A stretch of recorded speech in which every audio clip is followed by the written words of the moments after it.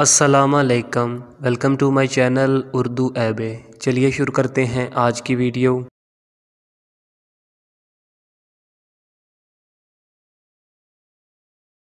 ایک بادشاہ کو جنگل میں سفر کرتے ایک سانپ نے ڈس لیا۔ شاہی طبیب اپنی تمام تر کوششوں کے باوجود زہر کو جب بادشاہ کے جسم میں پھیلنے سے روک نہ پایا تو زور و قطار رونے لگا۔ اتنے میں ایک درویش سا شخص وہاں آیا۔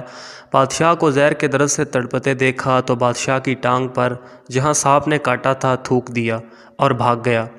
بادشاہ کے سارے ساتھی بادشاہ کی فکر میں تھے، اس لیے دیوانے کی اس حرکت پر کوئی بھی درویش کے پیچھے اسے گرفتار کرنے نہ گیا۔ شاہی طبیب نے تھوک صاف کرنے کے لیے ایک رومال پکڑا اور بادشاہ کی زہر سے نیلی ہوتی ٹانگ پر سے تھوک صاف کرنے لگا، مگر پھر حیران ہوتے ہوئے رک گیا۔ اس نے انگلی سے تھوک کو سانپ کے ڈسے ہوئے حصے پر اچھی طرح مل دیا، جس سے فوراً ہی زہر کا اثر زائل ہو گیا۔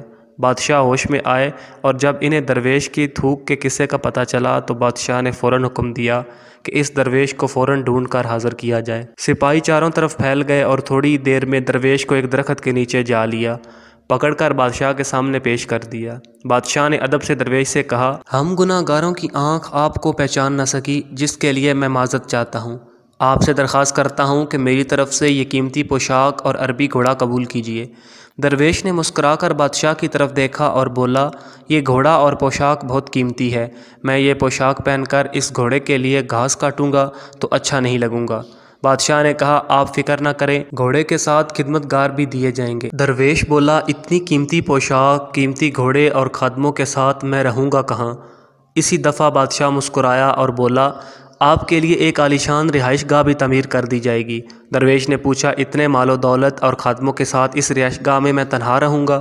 بادشاہ بولا، حضور، میری بیٹی شہزادی گلنار کی شادی آپ سے کر دی جائے گی۔ درویش بولا، اگر آپ نے میری شادی کی تو پھر میرے بچے بھی ہوں گے؟ بادشاہ نے جواب دیا، بالکل ہوں گے، ہماری دعا ہے کہ اللہ آپ کو کثیر اولاد سے نوازے۔